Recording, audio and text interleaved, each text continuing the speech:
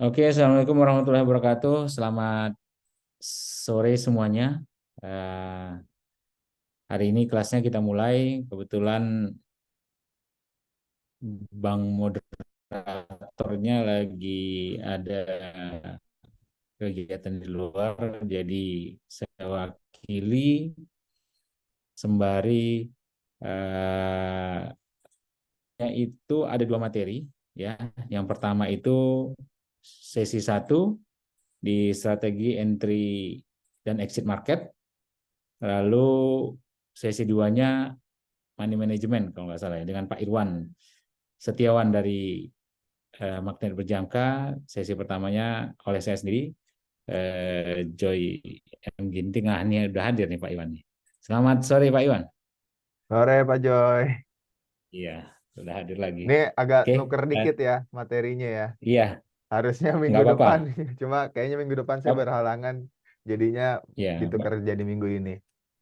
bagus tuh Pak. Jadi minggu-minggu sekarang tuh bagus manajemen Pak. Jadi jangan kejar-kejaran lot, tapi Oh iya nggak benar juga. memikirkan manajemen. Oke. Oke, jadi kita mulai ya Pak ya. Oke Pak, Oke. Ya, silakan. sesi pertama diusahakan selama 30 menit ya. Mungkin kalau lebih sedikit saya mohon maaf ya Pak Irwan ya, untuk penyampaian materinya. Oke, jadi sesi pertama saya share screen dulu. Oke, sebentar. Mhm.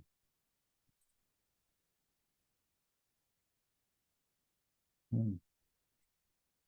Saya sebentar, saya share screen-nya. Ini kenapa jadi? Oke, sebentar Pak.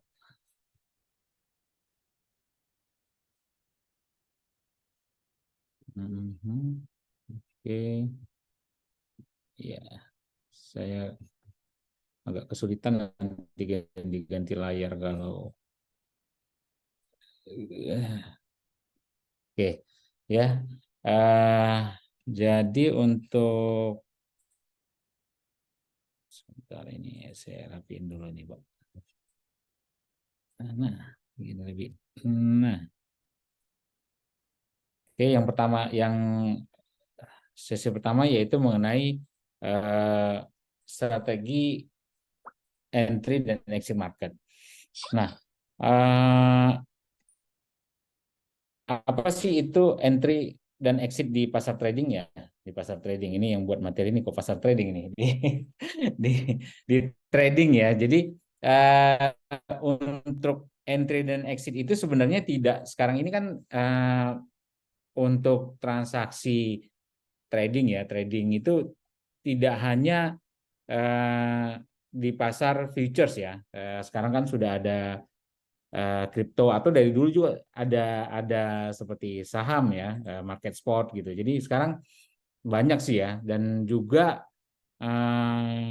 yang kemarin pernah viral atau booming atau banyak kasusnya itu seperti option ya. Itu juga ada entry dan exitnya. Tentunya ada eh, cara-cara tersendiri. Nah, kegiatan entry dan exit ini merupakan eh, sesuatu hal yang harus dilakukan semua trader ya dalam eh, untuk bertransaksi gitu. Jadi kalau nggak entry ya, tidak masuk, tidak open transaksi, ya tentunya kalau dia udah melakukan deposit, ya udah punya akun untuk transaksi dan tidak melakukan entry, pastinya nggak akan ada, tidak ada keuntungan atau kerugian yang terjadi gitu, ya kan? Jadi harus melakukan entry, ya kan? Masuk posisi, buka posisi, open posisi, dan setelah masuk pasti harus keluar kan gitu. Untuk baik itu dalam keadaan untung ataupun rugi, ya kan? Eh, Apa namanya? Tidak ada yang bilang mungkin floating lama, ya tetap aja ujung-ujungnya kalau nggak di exit sendiri bakal di stop out by system ya, auto cut seperti itu kalau ketahanan dananya tidak ada gitu. Nah, tentunya untuk entry ini sendiri memang butuh sesuatu ya, sesuatu apa namanya pemahaman, sesuatu strategi, sesuatu plan untuk melakukannya. Karena kalau kita sembarangan masuk ya jatuhnya nanti spekulasi ya, gitu, seperti itu. Nah, pada pembahasan kali ini saya akan mencoba membawakan entry dan exit ini secara garis besar dulu ya, karena saya tahu di kelas ini sebagian besar teman-teman itu memang sudah jago trading gitu, bahkan ada yang mentor nih di kelas ini. Gitu. Jadi tapi ada juga yang apa namanya yang masih baru gitu. Jadi mungkin kita lebih fokuskan dulu ke yang baru belajar sehingga bisa dapat pemahaman. Karena kalau saya mengikuti yang teman-teman yang advance, tentunya yang di bawah tuh apa namanya tidak mendapatkan informasi dari awal gitu, sehingga apa namanya belajar trading ini tidak tersampaikan gitu maksud dan tujuannya. Oke, nah dalam strategi entry ini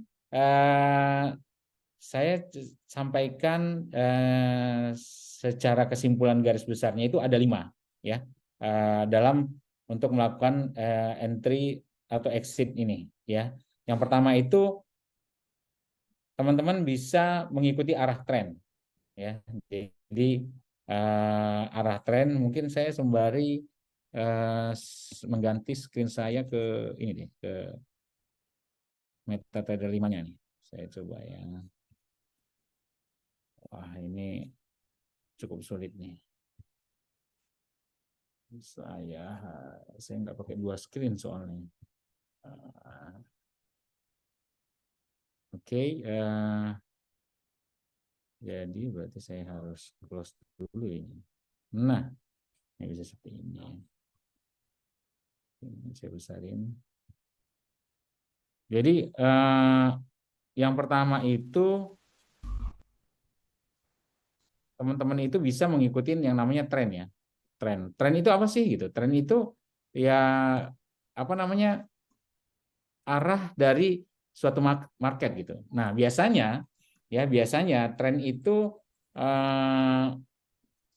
diambil pada time frame yang lebih besar ya untuk menganalisanya gitu. Jadi cukup mudah menganalisa tren ya seperti yang kita tampilkan di sini, kita bisa lihat bahwa arahnya ya arahnya itu saat ini adalah menurun gitu. Harganya menurun. Berarti trennya sedang tren turun gitu ya. Jadi ketika teman-teman misalkan menurunkan time frame yang ke yang lebih kecil misalkan, secara garis besar kita bisa melihat di sini bahwa trennya euro ini menurun ya. Tapi teman-teman misalkan mengatakan bahwa wah ini penurunannya sudah jauh sekali gitu, sudah sampai di supportnya gitu. Nah, teman-teman mau mengambil transaksi di time frame yang lebih kecil untuk mengambil scalping mungkin gitu ya. Seperti hari ini kita lihat dari open market, nah terjadi pergerakan ya di area sini di pagi hari itu dan terjadi penaikan. Nah, teman-teman boleh tadi misalkan sudah ngambil buy itu misalkan ya dari area sini boleh. Tapi teman-teman harus ingat bahwa secara garis besar di time frame besarnya ya di D1 atau di H4 ya itu trennya menurun gitu, tren turun gitu. Nah, ada 2 kemungkinan pada saat terjadi suatu tren itu ya. Yang pertama dia melanjutkan tren atau yang kedua tren tersebut sudah selesai gitu, dia akan reversal ya. Jadi melanjutkan tren mungkin kita sampaikan breakout ya apa namanya terus bearish ke bawah gitu ya, mungkin ini sudah area support terus bisa melanjutkan tren turun atau dia akan apa namanya reversal gitu. Nah, itu ada 2 kemungkinan. Jadi dari materi yang ada di sini teman-teman perlu mengikuti arah tren. Nah, tren itu sendiri apa namanya tren itu sendiri terbagi 3 ya sejauh ini ya. Ada yang tren turun, tren naik, uptrend, downtrend, sama sideways gitu, jalan di tempat. Nah, mungkin jam trading ya untuk mendapatkan sideway ini ya itu biasanya pada saat market yang geraknya tidak terlalu tinggi. Maksudnya pada saat itu pergerakannya itu tidak terlalu volatile gitu ya. Mungkin di open market atau pada saat di open market tuh sesi Sydney dan Tokyo itu lebih cenderung sideways seperti itu. Nah, yang kedua teman-teman juga bisa melakukan dengan mengamati ini sebenarnya behavior sebenarnya ya. Saya nggak tahu nih belum diganti nih. Ya behavior atau apa namanya kebiasaan dari suatu pasar trading tersebut ya. Jadi diamati behaviornya ya kan. Maksudnya pada saat jam sekian itu behavior seperti apa pada saat sesi London, sesi Amerika ya kan atau pada saat news ya teman-teman bisa mengamati. Jadi bisa diimplementasikan ketika teman-teman apa namanya mengkombinasikan analisa teknikal dengan fundamental ya melihat wah ini nanti kemarin ada FOMC. Nah, ini seperti apa ya pergerakannya gitu. Pada saat jam itu juga masuk sesi New York ya, sesi Amerika. Nah, itu seperti apa gitu. Nah, ini juga hari ini seperti yang teman-teman lihat itu pada sesi London sekarang pergerakan euro sudah mulai bergerak ya. Bergerak membentuk apa namanya? Tren yang baru tidak sideways seperti tadi pagi ya gitu. Jadi behavior dari suatu produk itu sendiri sebenarnya bisa menjadi peluang untuk melakukan entry posisi seperti itu. Nah, berikutnya ada analisa market, lalu memasang pending order, lalu setup trade close pasar ya. Tadi poin pertama saya sudah jelaskan, lalu poin kedua itu mengenai amati kebiasaan. Nah, ini amati kebiasaan pasar. Jadi entry itu apa namanya tentunya pergerakan itu ada suatu pair atau simbol itu ada behaviornya gitu. Jadi nggak melulu pergerakan itu yang acak gitu ya. Kalau saya pelajari dulu itu pergerakan suatu mata uang atau produk itu pasti ada apa namanya ada polanya gitu ya. Pergerakan suatu pasar ada polanya. Walaupun ya, walaupun bisa saja terjadi pergerakan yang tiba-tiba ya, itu biasanya mungkin di news yang sangat besar ya kan, tapi memang sebelumnya itu apa namanya kalau teman-teman mengantisipasi ya itu sebenarnya kita udah bakal tahu tuh oh nanti akan ada news ini gitu. Tapi kalau kita buka grafik secara kosong terus tidak punya apa namanya tidak punya sesuatu seperti tentang tidak mengerti membaca news atau tidak punya indikator atau tidak punya semacam apa ya modal untuk technical analysis itu memang akan terlihat acak gitu. Nah, terus bagaimana dengan exitnya gitu? Nah, exitnya saya kira untuk exit ini justru lebih mudah gitu. Maksudnya lebih mudah itu dalam arti kalau profit ya di close gitu. Mudahnya seperti itu gitu. Kalau profit ya di close gitu. Atau mungkin ada risk management yang ditetapkan seperti misalkan saya mau bikin TP-nya 2 kali dan SL-nya 1 kali atau 2:1 gitu. Misalkan mungkin TP-nya 30 pip, 40 pip, 50 pip, tapi SL-nya hanya di 20 pip seperti itu gitu. Jadi apa namanya memang kebanyakan teman-teman yang saya lihat, yang saya perhatikan selama saya terjun di pasar futures ini ya di pasar futures sejak tahun 2010 itu kebanyakan memang orang itu apa ya kalau floating loss ya kalau sedang posisi rugi itu suka nahan gitu sampai ada istilah ketika misalkan dia melakukan posisi buy gitu kan di suatu produk mata uang dia sampaikan wah nggak mungkin nih harga mata uang ini akan nol gitu nanti dia balik lagi kok gitu nah itu sampai seperti itu gitu padahal itu sudah membuang waktunya dia gitu. Maksudnya waktu dia, artinya kalau dia berani cut loss ya, dia bisa menganalisa baru lalu ngambil posisi baru gitu. Dan itu lebih menguntungkan saya kira daripada dia menunggu transaksi tersebut dibiarin floating lama gitu. Itu akan menguras menguras effort kita ya, pemikiran kita, menguras waktu. Karena akan mikir, wah ini transaksi saya masih floating, transaksi saya masih floating seperti itu. Gitu. Jadi saya kira untuk exit sendiri, saya sih lebih cenderung ke stop loss ya. Jadi kalau salah ya udah ntar analisa lagi gitu. Jadi kalau misalkan saya sering sampaikan kalau Anda coba open transaksi dengan TP dan SL yang disiplin selama 20 kali terus 20 kali salah, ya balik lagi ke akun demo gitu, coba lagi, riset lagi gitu seperti itu. Nah, terus yang ketiga apa namanya? Gunakan alat bantu. Nah, itu alat bantu tools itu memang menganalisa market itu hampir dibilang harus memiliki ya.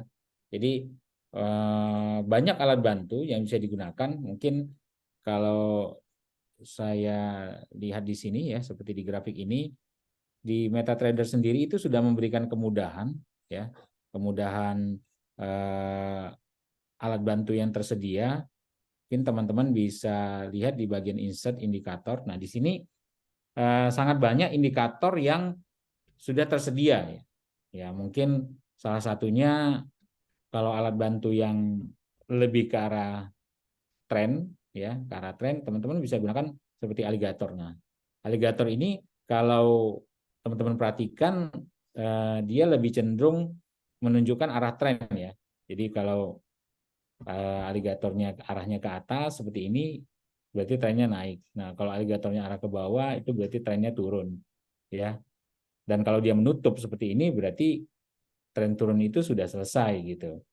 Dan ketika dia mulai membuka ke atas, maka apa namanya tren naik dimulai gitu. Nah, ini merupakan salah satu indikator yang bisa digunakan. Banyak lagi ya. Mungkin ada yang terbiasa menggunakan Fibonacci ya, Fibonacci bisa juga ya. Terus ada juga misalkan yang menggunakan stochastic oscillator ya, itu juga bisa. Atau Bollinger Band itu bisa, atau MA itu boleh. Nah, gitu. Jadi silahkan dipilih ya. Yang jelas di MetaTrader sendiri itu sudah menyediakan indikator. Ya mungkin teman-teman bisa baca dulu dokumentasinya tentang indikator ini. Ya yang mana sih yang harus saya pakai, terus fungsinya apa gitu kan? Kayak seperti parabolic SAR, ya kan ada juga Ichimoku, moving average. Nah ini sebenarnya indikator pilihan yang bisa teman-teman gunakan. Sangat-sangat menyulitkan kita di awal-awal, apalagi kita baru belajar gitu di apa namanya di dunia trading feature seperti ini gitu. Jadi ini ada banyak pilihan alat bantu yang bisa teman-teman gunakan ya. Dan ini secara teknikal. Nah, secara fundamental teman-teman ya bisa apa namanya menggunakan atau mencari tempat-tempat berita seperti saya dulu sih lebih sering di Forex Factory, atau sekarang ada Investing, atau ada Trading View sekarang malah. Nah, Trading View juga banyak apa namanya komunitas untuk menganalisa market gitu. Nah, itu cukup membantu karena kita pahami pastinya dengan waktu 4 kali pertemuan ini, dengan sesi yang cukup singkat ini tidak akan cukup ya untuk sangat dalam mempelajari trading ini sendiri gitu. Nah, itu untuk yang alat bantu ya. Terus memasang pending order. Nah, terkadang mungkin kegiatan trading ini belum menjadi apa ya kegiatan utama kita ya. Jadi masih istilahnya masih ya masih sambil kerja, masih sambilan, mungkin sambil apa namanya ada project, sambil masih sambil lah gitu. Nah, supaya tidak terlalu menyita waktu atau istilahnya mengganggu pekerjaan kita, teman-teman bisa melakukan pending order gitu. Jadi ketika teman-teman udah analisa, mungkin di pagi hari saya biasanya sih melihat sih di pagi hari ya, lihat wah ini pergerakannya kemarin seperti ini, saya analisa dulu dan biasanya saya pasang pending order, pasang TP dan SL ya. Jadi teman-teman bisa melakukan order ya, order itu dengan pending gitu. Jadi jangan langsung buy atau sell gitu. Kecuali memang teman untuk mungkin sedang tidak bekerja, sedang cuti ya, bisa melakukan pending order gitu. Saya ambil dulu ya contohnya misalnya ini di sini. Sorry, saya agak kurang familiar di ini MT5 nih. Nah, ini euro, sebentar ya, navigator, ini akun, di mana dia? Dia harusnya ada di sini. Ini harga ini. Untuk yang price harganya di sini oke, di new order aja ya. Nah, teman-teman bisa ganti mungkin posisinya di pending order. Nah, di pending order tersedia beberapa pending order ya. Mungkin seperti buy limit, teman-teman bisa masukkan harganya ya, mau di bawah ketika turun nanti dia akan ngebuy ya, mungkin di harga 1048 atau di harga 46 mungkin ya, di harga 4600 seperti ini. Lalu teman-teman tinggal pasang take profit dan stop loss-nya ya. Misalkan di 47 misalkan ya, lalu pasang stop loss-nya di 45. Ini contoh ya,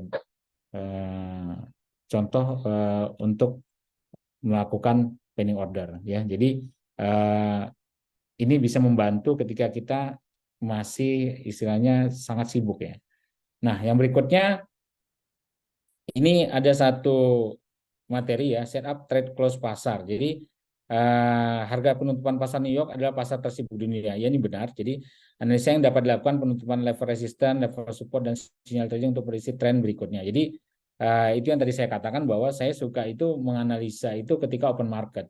Karena sebenarnya pada saat open market jam 4 pagi, jam 5 pagi di jam itu sudah merupakan waktu juga close-nya sesi Amerika gitu. Nah, setelah close sesi Amerika biasanya pasar lebih tenang gitu. Nah, ketika pasar lebih tenang, setiap harinya ya behaviornya itu dia misalkan kalau sebentar saya hilangin dulu ini. Nah, misalkan kita lihat ketika di sini ya, ini garis putus-putus ini adalah batasan hari. Seperti ini batasan hari. Nah, seperti di sini teman-teman lihat tuh dia marketnya setelah tutup tuh pasti tenang gitu. Setelah itu baru terbentuk lagi trendingnya, pergerakan harganya. Naik dulu baru turun.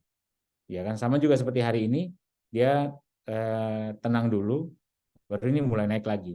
Nah, ada juga insight lainnya, biasanya kalau dia udah naik, nanti seberapa jauh dia naik, ya kan, pasti ada turunnya juga gitu. Jadi kebanyakan seperti itu gitu ya. Saya ngeliat wah ini kalau naik turun lagi. Nah, walaupun di sini turun nggak ada naiknya gitu, tapi tenang dulu, kita lihat dulu. Nah, kadang-kadang saya suka buat perangkap juga gitu ya. Jadi ketika di sini saya bisa pasang pending buy stop di bawah sell stop ya. Ketika dia menembus biasanya masuk sesi London saya biarin gitu. Nah, kadang-kadang bisa seperti itu karena kan saya melihat behaviornya dari si harga ini sendiri gitu. Nah, ini ketika dia pagi tuh pasti tenang dulu ya. Beda kalau dengan gold ya. Gold beberapa hari ini dari mulai open market beberapa jam setelah open market dia langsung ngegas saja gitu ya. Tapi kalau di euro saya perhatikan dia selalu seperti itu gitu. Jadi tenang dulu, nanti mulai dia bergerak. Nah, bergeraknya biasanya nggak acak tuh. Ya, sekali naik ya naik gitu ya kan. Sekali turun ya turun gitu. Nah, itu sering terjadi gitu. Saya perhatikan pergerakannya seperti itu gitu. Nah, kalau mau dikaitkan dengan technical analysis, apakah ini sudah di area support atau resistannya, apakah ini ada news, pada saat ini ada berita fundamental yang muncul, ya itu boleh-boleh saja, sah-sah saja. Tapi secara grafik seperti ini pun kita bisa melihat ya ini hari apa nih? Seperti hari ini nih pergerakannya lebih sideways ya, maksudnya lebih range di area situ aja gitu, tidak terjadi trending yang naik terlalu tinggi. Ini ketika euro di tanggal 22 September gitu. Nah, tapi kalau mundur lagi ke belakang, nah dia akan naik ya kan. Terus pasti ada turunnya seperti itu. Nah, ini ketika teman-teman mau melakukan transaksi daily ya, harian gitu. Jadi tidak yang jangka panjang. Jadi mengambil peluang dalam satu hari ini. Nah, jadi dalam satu hari ini, wah ini euro udah mulai naik nih. Mungkin tadi saya ikut buy di sini gitu. Nah, nanti diikutin aja pergerakannya sampai seberapa jauh dia naik, ya kan? Tinggal nunggu reversalnya gitu. Karena kita bahkan bisa mengukur seberapa jauh penurunannya atau kenaikannya ketika dia cuma terjadi satu tren pada sehari itu gitu. Seperti hari ini, hari tanggal 27 ini dia tren turun gitu kan, turun. Nah, di sini di area sini ketika dia reversal itu bisa kita manfaatin untuk ngambil ya sedikit-sedikit mungkin gitu. Tapi di area sini ini cukup banyak yang bisa kita ambil gitu. Jadi saya lebih cenderung melihat pergerakannya secara kebiasaannya hari-hari gitu. Hari-hari itu dia seperti itu gitu. Ada polanya gitu ya. Jika dia diem nanti naik gitu kan. Terus kalau dia reversal ya reversal gitu. Boleh teman-teman amati ya grafiknya ini sendiri. Nah, ini ketika open market ya terjadi kenaikan. Nah, setelah itu ada penurunan seperti ini. Nah, itu ketika seperti ini tinggal dikombinasikan dengan indikator yang teman-teman miliki gitu. Apa yang bisa cocok atau sesuai dengan behaviornya dari harga ini gitu. Jadi itu yang dimaksud dengan setup trade close pasar. Jadi saya lebih cenderung di pagi hari ya melihatnya. Oh ini harganya tadi kemarin tuh udah turun jauh gitu, ya kan. Nah, hari ini mulai tenang, terus nanti saya ambil lagi kapan si harga ini atau satu pair produk ini mulai apa namanya bergerak lagi gitu. Ya biasanya sih pergerakannya lebih satu arah gitu. Ketika dia mulai bergerak ya, mulai terjadi pergerakan trending itu dia biasa satu arah gitu. Yang saya perhatikan gitu, jarang harga itu dia apa ya bolak-balik gitu. Maksudnya naik turun di itu biasanya jarang sih kalau dia udah mulai trending gitu. Nah, apa namanya itu sih ya 5 hal yang teman-teman bisa perhatikan ya dalam melakukan entry dan exit ya. Untuk exitnya sendiri teman-teman bisa yang tadi saya sampaikan pakai TP stop loss ya. Karena kan kalau udah masuk tinggal nunggu aja tuh, dua aja tuh. Takdirnya dua aja tuh. Kalau nggak rugi ya untung gitu. Jadi tinggal mau ambil yang mana gitu. Mau ngambil pas untung atau ketika rugi mau di close atau mau ditahan gitu, dibiarin ya floating lama gitu. Nah, jadi saya kira apa namanya gambaran umum ini yang memang harus diperdalam lagi ya oleh teman-teman karena nggak mungkin juga kita bisa apa namanya dalam waktu singkat ya bisa mengambil apa namanya langsung mahir gitu dalam hal trading gitu. Jadi yang pasti yang perlu dipahami adalah pertama dalam transaksi dalam trading ini ada tren yang namanya tren ya. Harga itu tidak bergerak secara acak ya, dia pasti ada polanya. Yang kedua, harga itu ada behaviornya ya. Di jam-jam trading itu ada behaviornya, pergerakan harga itu seperti apa. Yang ketiga, teman-teman harus bisa menganalisa market dengan tools ya, silahkan dipilih toolsnya ya. Kalau kemarin kita bawa dengan pola-pola candlestick ya, candlestick pattern. Nah, itu teman-teman bisa dalamin terus ditambah dengan apa namanya tools support, menentukan support dan resisten. Nah, selanjutnya kalau teman-teman sibuk atau ada kegiatan satu harian, itu bisa menggunakan pending order Jadi pending order, buy limit, buy stop, sell limit, sell stop dengan TP dan SL. Nah, yang terakhir setup trade close pasar ini ya kita bisa mengamati yang terjadi setelah pasar itu tutup. Nah, ini lebih cenderung ke pada saat pasar New York ya, Amerika. Nah, atau kalau saya sih lebih cenderung di pagi hari ya di open market di jam 5 itu saya biasa ngamatin, oh kemarin udah turun sejauh ini ya. Nah, terus saya amatin juga di pagi jam 7 jam 8 pergerakannya, oh harganya masih di sini dan kita mulai menganalisa gitu, trennya mau kemana nanti berikutnya. Gitu. Paling eh, itu saja dari saya untuk sesi ini ya. Selanjutnya bisa dilanjutkan langsung oleh Mas Irwan untuk sesi kedua money management. Terima kasih. Selamat Oke, sore. thank you Pak Joy. Sama-sama, Pak. Saya harus mati. Eh, Selamat sore teman-teman. Eh, Setelah ini saya mau sharing tentang money management. Ya, sebenarnya eh, boleh diakses share Pak? Sebentar, Pak. Kohos.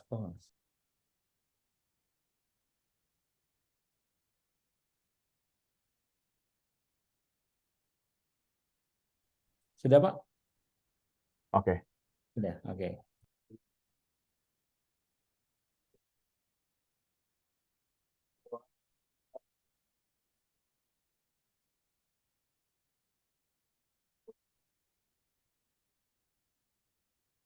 oke, terlihat Pak ya?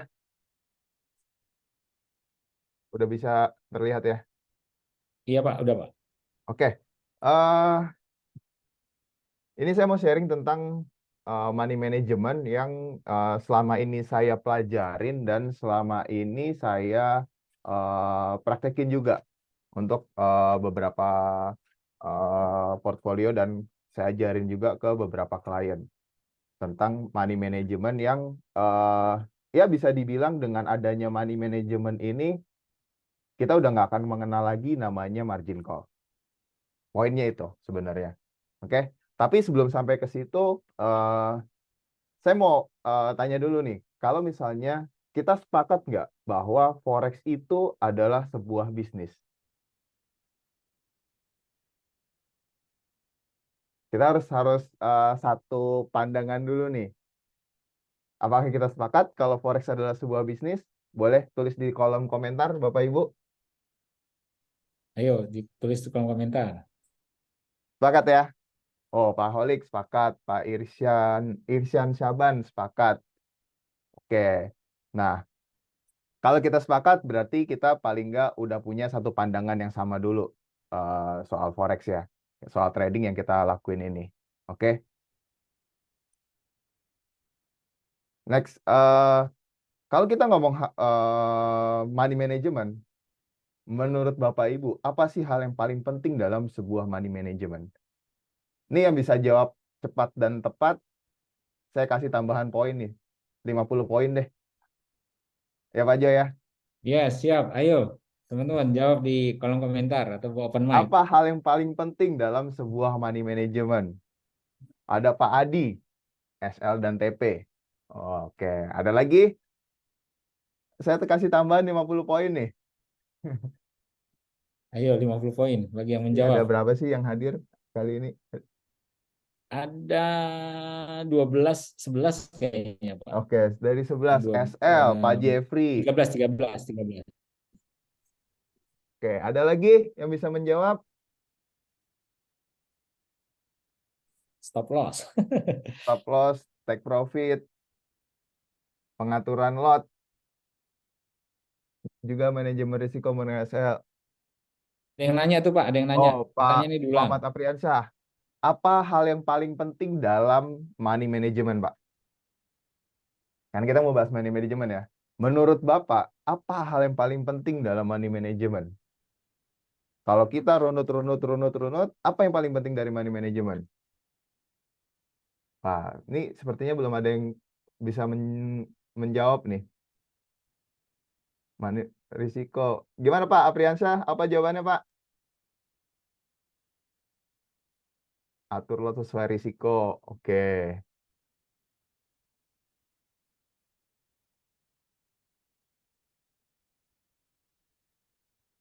Modal dan ekspektasi, Bang.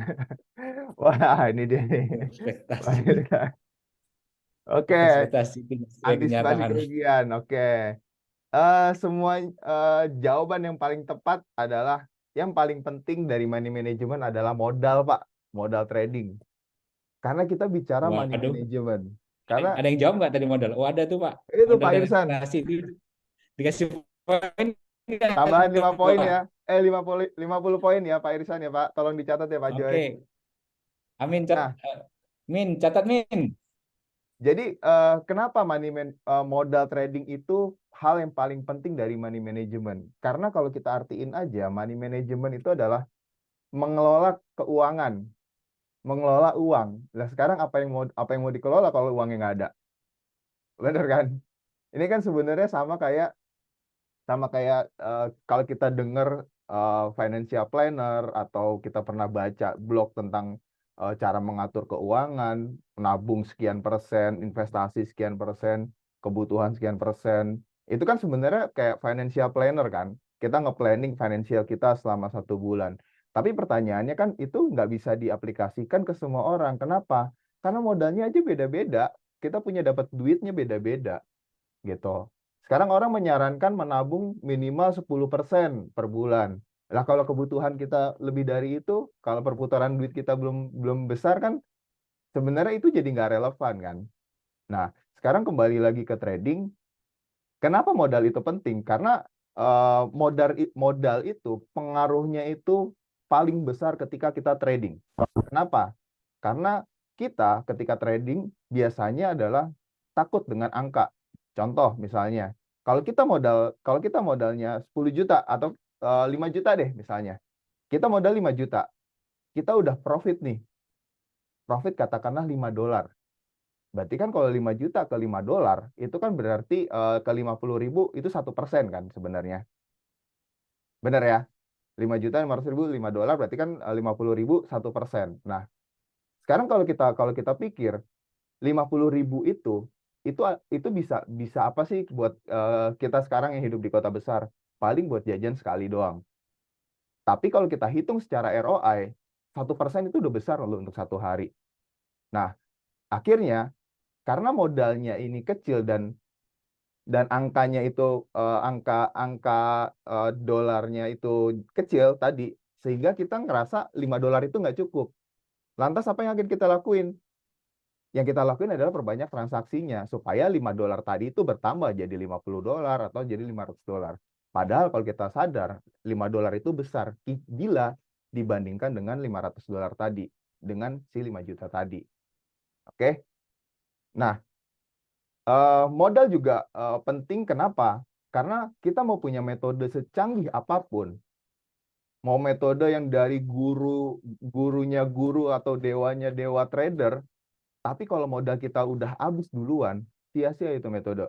Akhirnya yang kita salahin apa? Wah, metodenya jelek nih, saya jadi margin call. Padahal ya semua metode pasti ada losing time-nya, ada monthly loss-nya pasti. Karena basically seperti yang kita sepakatin tadi di depan, kita ini sedang berdagang, kita ini sedang berbisnis. Namanya berbisnis, maka sudah pasti akan ada bulannya kita rugi. Itu pasti. Ada akan saatnya kita rugi berturut-turut. Itu pasti.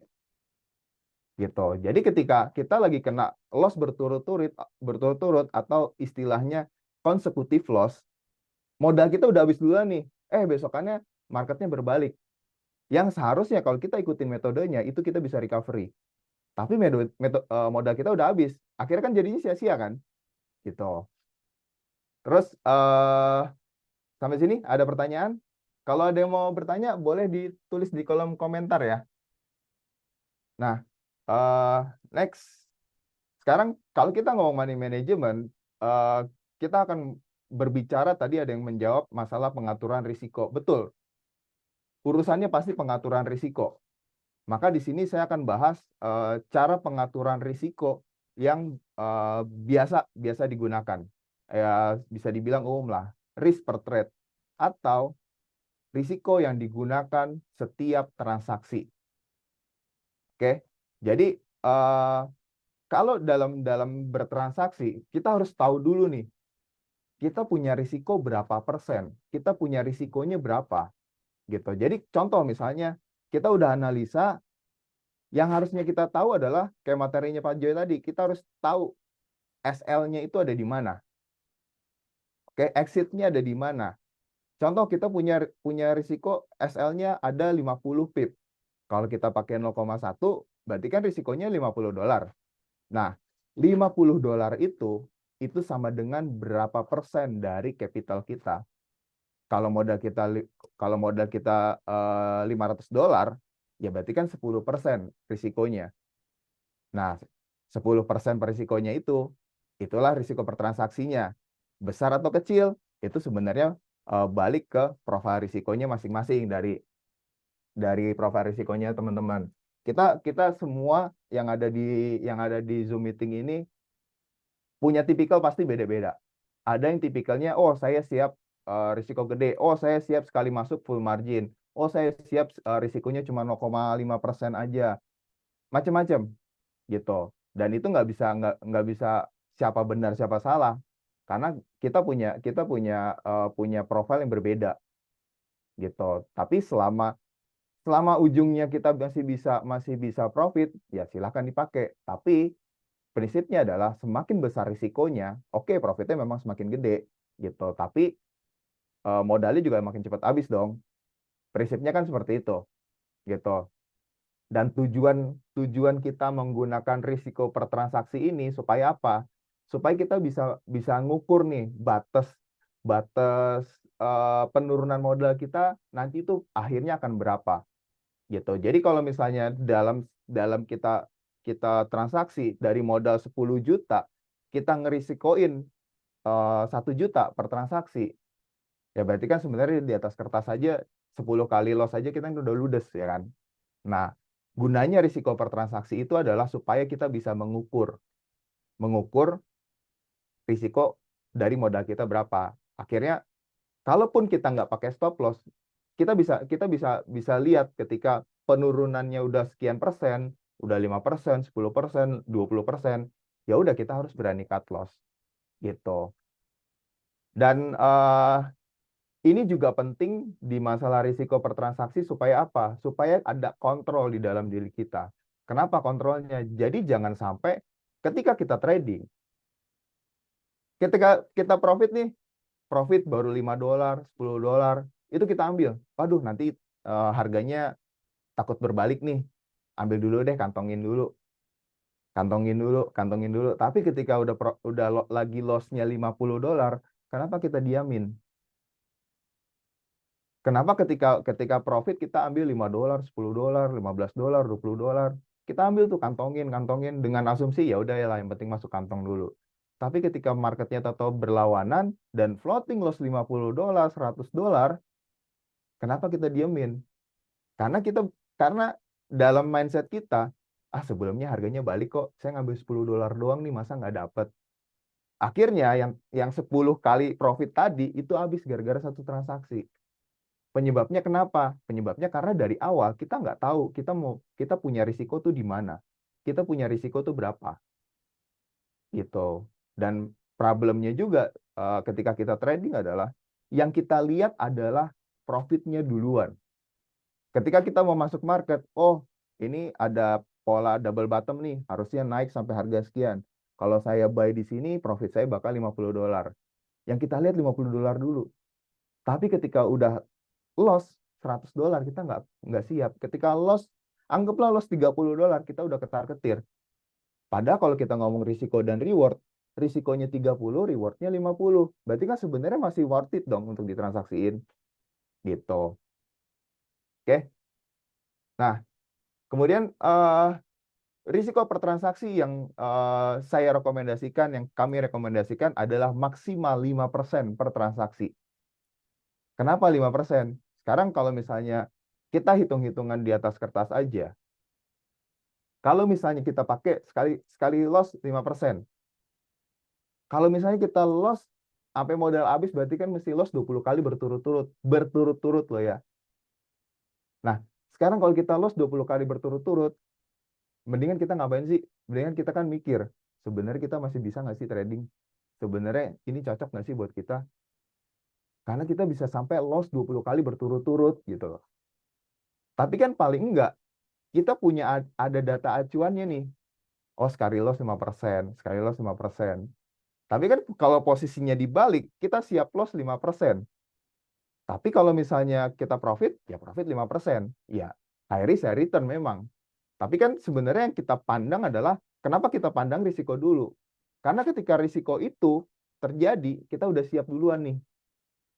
Gitu. Jadi ibaratnya ketika kita siap risikonya, maka kita akan apa ya, menuai profitnya. Gitu. Nah, terus gimana caranya kita menghitung risiko per transaksi? Jadi kalau kita rumusin toleransi dikali equity sama dengan risk per trade. Jadi kalau misalnya contoh equity-nya adalah 10.000 US dollar. Kalau kita pakai risikonya 2%, berarti adalah 2% dari si 200. Jadi kalau misalnya modal kita 10.000 dolar, kita pakai 2%, berarti risiko kita itu 200 dolar. Maka dalam satu kali trade, kita merisikokan hanya 200 dolar. Jadi kalau misalnya kita lihat 200 dolar ini, oh masih oke deh, karena cuma 2%. Dan kalau posisinya ternyata berbalik, anggaplah posisinya menguntungkan kita, ya kita dapat 2%. Worth it dong kalau misalnya kita 1:1. Jadi jangan sampai nanti metode tradingnya risikonya 200, profitnya cuma 100. Atau ngambil profitnya cuma 50. Itu sangat-sangat nggak worth it. Mendingan nggak usah trading. Kalau kayak gitu. Oke. Nah, case-nya begini. Jadi ketika ketika mau mulai trading nanti, ini kaitannya sama namanya kita punya trading plan. Contoh, misalnya kita udah menganalisa market, kita lihat nih ada momen di XAU-USD, GBP-USD, Euro-USD, dan USD-Yen. Anggaplah kita rata-rata menggunakan 2% 2% risikonya dari modal 10.000 ini. Maka yang kita risikokan kan 200 dolar. Oke? Jadi masing-masing posisi kita risikoin 200 dolar nih. 2% dari modal 10.000. Dah? Nah, sekarang kita lihat dari metodenya itu stop loss-nya ada berapa pips. Kalau misalnya anggaplah di XAU-USD stop loss-nya 100 pips. Berarti kan kalau misalnya batas kita 200 dolar dengan stop loss-nya ada 100 pips, berarti tinggal kita kali aja. Tinggal kita hitung aja. Berarti kita pakai lot-nya 0,2. Sampai sini bisa ngikutin ya? Oke, begitu juga contoh misalnya di GBP USD 200 dolar. Stop loss-nya ada di 70 pips. Nah, kalau misalnya Bapak Ibu tradingnya di broker yang nggak bisa mikro. Contoh kan misalnya kalau ini 0,2 kali 70, ya 0,2 dikali 70, itu kan sebenarnya jadinya 140. Kalau kita SL-nya 70 pip, pakai lotnya 0,2, berarti kan kerugian kita jadinya 140 dolar. Nah, berarti kan sebenarnya ini bisa dibulatkan ke atas, tapi jadinya 210. Kalau kita pakainya 0,3. Tergantung nih. Nanti kan kita acuannya adalah maksimal 5%. Berarti kan kita boleh di antara range itu dong. Boleh 2,3% juga boleh. Atau mungkin mau 0,5% risikonya juga boleh-boleh aja gitu. Karena nanti akan impact-nya kan akan ada di profit yang akan didapat gitu. Jadi semakin besar risikonya ya profitnya pasti semakin gede. Begitu juga sebaliknya. Gitu. Itulah kenapa kita harus mikirnya dari risikonya dulu. Oke. Contoh terus di Euro USD juga begitu. Kalau misalnya target SL-nya ada 100 pip, pakainya 0,2. Di USD Yen, oh stop loss-nya pendek nih, cuma 40 pip. Ya udah, lot-nya digedein. Gitu. Supaya apa? Supaya batas risikonya tetap di 200 dolar. Gitu. Nah, untuk menghitungnya, rumus penggunaan lot adalah toleransi risk per trade-nya dibagi stop loss dibagi 10, baru nanti ketemu pakai lot-nya itu berapa. Gitu. Terus kalau misalnya problemnya, oh ini lotnya risikonya saya nggak mau sebesar ini nih, saya mau turunin lagi. Tapi lotnya juga nggak bisa turun. Apakah stop loss-nya harus diturunin? Nanti kan pertanyaannya akan ketemu kayak seperti itu kan. Nah, kalau misalnya stop loss-nya diturunin, ya kembali lagi ini berhubungan dengan masalah probabilitas dari si metodenya. Kalau misalnya probabilitasnya stop loss-nya kita turunin, bisa jadi probabilitas loss-nya jadi semakin besar. Karena bisa jadi kan harganya nyentuh stop loss dia berbalik. Kan ada peluang seperti itu kan. Gitu. Nah, terus yang harus kita lakuin gimana? Yang harus kita lakuin adalah, oke, mau nggak mau risiko per transaksinya itu menjadi lebih besar. Kita nggak bisa jadi 2% atau $200 ini. Gitu. Karena yang bisa kita utak-atik hanya di lotnya aja. Stop loss-nya jangan kita utak-atik.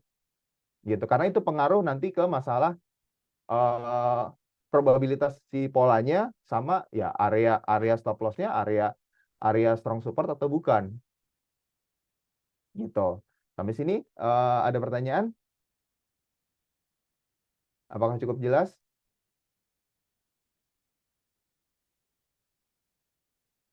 Oke. Oke, saya lanjut ya. Nah, terus setelah risiko per transaksi tadi kita udah pakai. Nah, lantas hubungannya apa? Hubungannya adalah ke masalah yang namanya drawdown. Gitu. Ada yang sudah tahu soal drawdown? Sorry. Ada yang pernah dengar? Oke, selanjut ya. Drawdown adalah persentase penurunan aset atau equity yang pernah terjadi pada portfolio. Drawdown juga dapat digunakan sebagai tolak ukur risiko sebuah portfolio.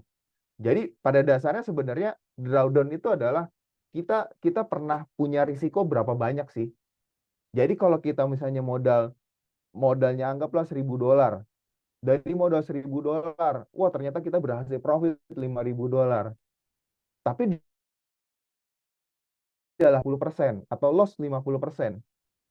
Berarti kan sebenarnya kalau misalnya kita lihat risiko kita berarti sebenarnya gede loh. Risiko kita 50%. Bahkan risikonya bisa sampai 70%. Gitu. Nah, pengaruhnya di mana? Pengaruhnya nanti ke masalah tujuan tradingnya.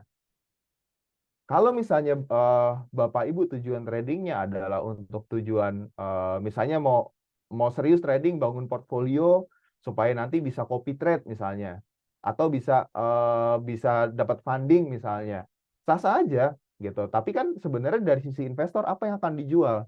Yang dijual pasti adalah profil risikonya. Namanya investor pasti akan melihat dari risiko dulu. Dia akan melihat risikonya seberapa besar. Karena balik lagi ke prinsip awal tadi, kalau saya siap risiko 5%, maka saya akan dapat 5%. Di atas kertas kan seperti itu. Tapi kalau ternyata ada profit yang 10%, ternyata dalam perjalanannya risikonya 30%. Worth it nggak sih? Investor kan pasti akan mikir kan, gila nih profitnya 30%, tapi pernah ketarik 50%. Ini bisa jadi kan orang naruh duit nggak tidur, nggak tenang gitu, karena sempat kena floating loss gitu. Nah, lantas gimana cara kita ngitung? Kita ngitung drawdown kita. Drawdown itu dihitung berdasarkan peak equity atau equity tertinggi, oke, dikurangin equity terendah dibagi equity tertinggi. Jadi dia kayak perbandingan antara, oke, equity tertingginya 10.000 misalnya, tapi equity terendahnya 5.000. Berarti kita punya risiko atau kita pernah terjadi penurunan aset itu sebesar 50%. Contohnya seperti ini. Kalau kita punya equity 10.000, equity terendahnya 7.000, maka sebenarnya risiko kita, drawdown kita hasilnya adalah 30%. Oke? Nah, contohnya seperti ini. Kita pasti pernah ngalamin punya portfolio seperti ini. Anggaplah modal awal itu 10.000. Karena udah dipotong, kalau di MT5 kan dipotong komisi di depan ya. Terus sama biaya swap, anggaplah ini turun balance-nya. Anggaplah balance-nya peak equity-nya 10.000. equity-nya itu ada di 8.800. Kenapa? Karena ada floating loss di sini. 1.300 dan net floating loss-nya adalah 1.100. Berarti drawdown-nya pada saat ini, risikonya pada saat ini adalah 11,72%. Bisa dimengerti ya? Jadi walaupun pada akhirnya posisi gold ini yang tadinya minus 1.300 ini berubah menjadi untungnya jadi $3.000, tetap aja pada saat ini drawdown-nya udah mencapai 11%. Walaupun ini goldnya nanti berbalik naik nih. Yang tadinya merah jadi plus. Contohnya seperti apa? Contohnya seperti ini. Pada familiar ya dengan apa namanya? MQL5. Nah, kalau misalnya kita mau cari trader mana sih yang bisa kita copy? Trader mana sih yang kita tinggal copy, udah kita tinggal ikutin aja. Mayoritas orang mereka akan ngelihat adalah dari growth-nya. Dari growth-nya sama ya mungkin dia maksimal deposit load-nya atau profit atau probabilitasnya nih. Profit rate-nya 85%, loss rate-nya 14%. Menarik ya. Seolah-olah portfolio ini itu punya probabilitas profit 85%. Menarik banget kan? Probabilitasnya 85%. Dengan profit berhasil profit 44%. Padahal kalau kita bedah, inisial depositnya cuma $200. Maksimum drawdown-nya 71%. Oke? Maksimal deposit load-nya 36%. Maksudnya apa? Ini artinya portfolionya ini itu pernah turun 70%. Contohnya ada di sini nih. Jadi garis biru ini adalah balance, garis hijau ini itu adalah equity. Berarti kan selama dia transaksi, dia nggak pernah floating profit. Ketarik, balance-nya balik, close. Ketarik, balance-nya balik, close. Sampai akhirnya di area ini ketarik, balance-nya di sini, equity-nya di sini. Ini equity-nya kan berarti kan sekitaran 60 sampai 70 nih. Tapi balance-nya ada di 200-an. Sorry, di sini sekitar 250-an nih. Berarti kan ini maka datanya ini maka akan kebaca sebagai maksimum drawdown 71%. Karena datanya terbaca di sini. Jadi ketika kita mau lihat profile orang, mereka nawarin copy trade, mereka nawarin mau ibaratnya kelola dana deh. Ya jangan dilihat growth-nya aja, lihat drawdown-nya. Karena ketika kita naruh duit, kita nge-copy dia nih, apakah kita bisa tidur di sini? Enggak. Kita kan pasti dak-dikduk juga. Lihat juga modalnya dia berapa. Ya modalnya $200.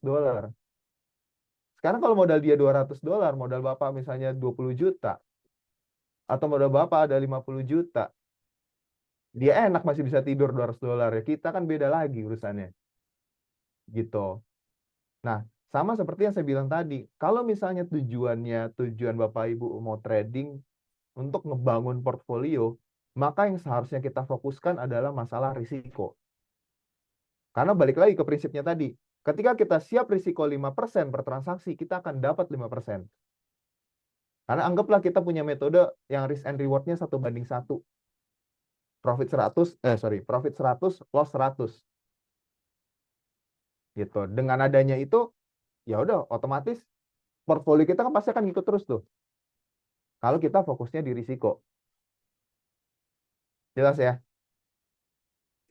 Nah, ini adalah drawdown yang ya bisa dibilang masih aman lah. Kenapa masih dibilang aman? Karena kalau dilihat initial depositnya 10.000. Terus kalau kita lihat grafiknya nih, wow masih rapat-rapat, masih bisa ditoleransi lah. Walaupun pernah sekali ketarik nih di sini. Tapi habis itu berbalik. Gitu. Tapi kan kalau kita tarik secara rata-rata, ya memang ada naik turun. Tapi dia nggak pernah ada posisi nginep pastinya. Kenapa? Karena ketariknya nggak pernah jauh. Bisa jadi kalau kita lihat dari data ini aja, bisa jadi adalah ini ya dia day trade, nggak ada posisi nginep. Paling ya trading trading trading intraday aja, trading harian aja. Tapi beda kalau yang sebelumnya. Ah ini nginep terus nih pasti nih. Ketarik, ketarik, ketarik, ketarik. Sampai akhirnya di sini dia tobat. Tapi ketika di sini ya semuanya floating loss. Balance mah naik, Pak. Tapi equity-nya turun kan sama aja. Yang kita withdraw kan equity bukan balance. Gitu. Oke. Ini contoh drawdown yang aman. Gitu. Kenapa drawdown ini penting? Karena ini adalah satu-satunya pagar terakhir kita. Pagar terakhir yang bisa menentuin kapan kita harus lanjut trading, kapan kita harus stop, kapan kita harus benar-benar ya udahlah, trading bukan bukan dunia saya dah. Karena kalau nggak ada batas ini, kalau nggak ada pagar ini, yang akan terjadi apa sih? Yang akan terjadi kita akan top up terus. Oke, bulan ini saya loss, bulan depan habis gajian saya top up lagi. Trading lagi, loss lagi, ya udahlah coba lagi bulan depan. Oh, dapat duit baru nih. Bisa kali ini diputerin. Profit. Gulung lagi deh. Loss, ya udah coba lagi bulan depan. Akhirnya kan pola itu kan yang akhirnya terjadi di kita. Karena pada dasarnya kita kita dalam keinginannya doang nih menganggap forex ini sebagai bisnis. Tapi pada prakteknya kita nggak memperlakukan ini sebagai bisnis. Kenapa? Karena seharusnya ketika kita mempraktekkan ini sebagai bisnis, kita harus penuh dengan perencanaan, penuh dengan perhitungan, pembukuan dan segala macam. Gitu. Oke. Nah, rekomendasi drawdown-nya berapa? Nah, kalau saya rekomendasiin 50% sebenarnya. Jadi ini saya kasih bintang ya. Karena apa? Karena ini balik lagi ke preferensi semua orang. Gitu. Kalau preferensi saya 50% untuk saya stop. Kenapa? Dari modal, misalnya saya punya modal 100 juta. Saya punya modal 100 juta, apakah saya akan risikoin semuanya? Ya belum tentu. Mungkin ada orang yang menganggap, ya udahlah, saya siap memulai bisnis dengan modal 100 juta. Saya sudah biasa kok buka bisnis. Ini emang udah saya siap loss. Oh ya udah, silakan, berarti drawdown-nya 100%. It's okay aja gitu. Tapi kalau misalnya kita mau apa ya, kayak wise-nya ya menurut saya 50% cukup. Kenapa? Karena pada saat 50% itu tadi udah tercapai, modal saya sisa 50 juta, saya harusnya mikir, mau saya lanjutin nggak ya? Ini salah metodenya atau gimana ya? Apakah saya salah ngatur keuangannya? Apakah saya nggak salah penggunaan lotnya? Nah, tapi kan tercapainya 50% itu nggak bisa langsung harus terjadi dalam 1-3 kali trade kan? Karena kenapa? Karena kita sudah batasin tadi di sini. Karena dari awal kita sudah pakai acuan risiko per transaksi tadi. Anggaplah kalau misalnya saya pakai 5% dan saya punya drawdown 50%. Berarti kan saya harus loss 10 kali berturut-turut. Kalau sampai itu terjadi, harusnya kan saya mikir, ini apakah saya salah menganalisa, apakah metodenya nggak cocok, metodenya salah, atau marketnya, paling nggak kan ada bahan evaluasi dulu kan. Gitu. Apalagi kalau saya pakainya 2%, otomatis buffer saya untuk close, kesempatan saya untuk close itu jadi lebih banyak kan. Karena kan market kan selalu buka, peluang itu selalu ada, pair itu banyak. Jadi ngapain saya harus ngerisikoin gede-gede? Kalau saya bisa risikoin 1% aja. Toh balik ke prinsip bisnis tadi. Kalau kita bisa namanya bisnis, kita bisa balik modal 1 tahun itu udah bagus sekali. 1 tahun itu dengan apa namanya dengan risiko yang sangat-sangat bisa kita ukur kan, gitu. Jadi balik lagi ke sini, kalau misalnya Bapak Ibu tentuin sendiri mau punya batas tuh berapa, 50% kah, 60% terserah. Tapi yang penting tujuannya adalah supaya kita tahu batasnya dulu. Ketika drawdown itu tercapai, apa yang harus kita lakuin? Ya udah break dulu, nggak usah lihat market dulu, stop trading dulu. refresh dulu, nanti berapa bulan masuk lagi dengan pakai sisa modal, it's okay, nggak ada masalah. Karena itu semua kembali ke preferensi money management masing-masing. Oke. Dan kenapa juga kita harus punya ini? Karena pada dasarnya prinsipnya manusia itu adalah manusia sangat sulit untuk mengakui sebuah kesalahan. Karena kalau nggak gitu orang nggak akan terjebak dalam judi slot, Pak. Karena mereka mereka melakukan kesalahan, wah saya kalah, main lagi. Orang nggak ada yang sampai addict trading tuh nggak ada. Karena pada dasarnya mereka kita nggak sangat-sangat nggak bisa terima menerima sebuah kesalahan gitu loh. Dan satu-satunya cara untuk kita bisa bisa tahu batasnya di mana, bisa tahu kapan kita harus stop, ya drawdown ini. Gitu. Oke. Nah, wah udah mau selesai aja nih. Sekarang conclusionnya dari semuanya tadi, intinya apa sih? Intinya adalah satu, tentuin dulu goalsnya mau ngapain. Jadi Bapak Ibu harus tahu dulu nih mau trading tuh mau ngapain. Apakah satu untuk cari income, atau buat bangun portfolio, atau cuma seneng-seneng doang ngisi waktu. Saya pernah ketemu beberapa orang yang trading mau ngapain ya, ngisi waktu aja. Saya seneng aja kalau ada mencet, ada posisi, ada transaksi, ada adrenalin yang berjalan, itu saya seneng. Boleh nggak sih gitu ya? Boleh-boleh aja orang di tweet dia kok. Ada yang wah saya mau cari putaran duit. Oh ya udah silakan.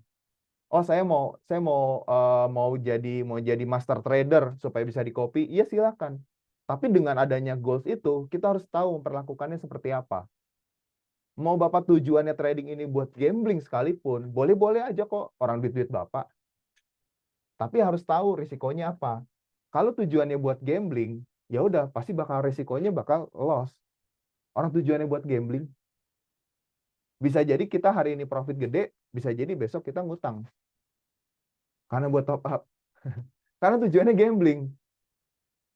Sah nggak sih? Ya orang duit Bapak sah-sah aja. Kita kan nggak bisa ngelarang. Tapi kita tahu risikonya seperti apa gitu loh. Tapi kalau misalnya mau bangun portfolio, tujuan jangka panjangnya bangun portfolio supaya bisa di-copy orang sehingga dapat side income nanti. Sekarang kan platform kan udah banyak nih yang menawarkan supaya kita bisa di-copy. Contohnya kayak Pintarin aja kan nanti ke depannya kan bisa seperti itu kan.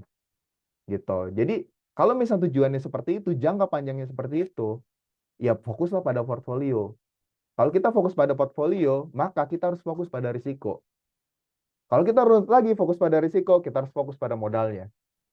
Karena ya apa yang mau diukur risikonya kalau modalnya nggak ada? Kan balik lagi ujungnya ke situ kan.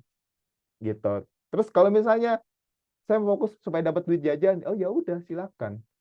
Tapi kan tetap kita nggak boleh mengesampingkan risiko kan. Gitu. Terus yang kedua adalah tentukan dulu batasnya. Kalau misalnya kita mau trading, ya batas lossnya di mana, stop lossnya itu di mana. Kalau kita nggak tahu stop lossnya di mana, anggaplah bapak ibu masuk market karena feeling, oh kayaknya naik nih ada news nih, ya udah pencetlah. Tapi layer selanjutnya kan yang harus kita jaga adalah di mana harus kita keluar. Ya satu-satunya batas loss tadi. Oh udah loss sekian persen nih dari modal, udah loss 10% nih, ya udah cut loss. Jangan sampai kita merisikokan puluhan persen hanya untuk satu transaksi, nggak worth it. Karena untuk kita recovery-nya itu pasti bakal ngos-ngosan.